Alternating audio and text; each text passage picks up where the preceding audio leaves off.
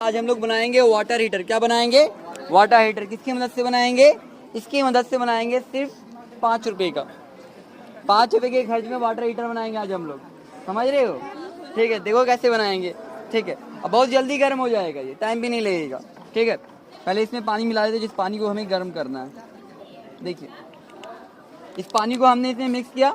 आप टच करके देख सकते हैं पानी गर्म है या ठंडा है। टच करके देखिए, ठंडा है सर। ठंडा है कि नहीं? ये ठंडा है ना? अब इस पानी को ये क्या करेगा, जो हमारा वाटर हीटर है 5 रुपए वाला, ठीक है, इसको क्या कर देगा? गर्म कर देगा। क्या करेगा? गर्म करेगा। कैसे गर्म करेगा देखते हैं अभी हम लोग इसको। ठीक है, सेकंड में ही पानी क्या होने लगा? खौलने लगा। क्या होने लगा? खौल रहा है कि नहीं खौल रहा? गर्म हो गया अब ये। यही है heating effect of electric current. Electric current की मदद से क्या बना दिया हमने? हीट। यहाँ लो कैमरा, यहाँ लो। अरे कैमरा यहाँ लो जल्दी। देखो पानी क्या हो गया? खौल गया। पानी क्या हुआ? खौल गया। खौला कि नहीं खौला?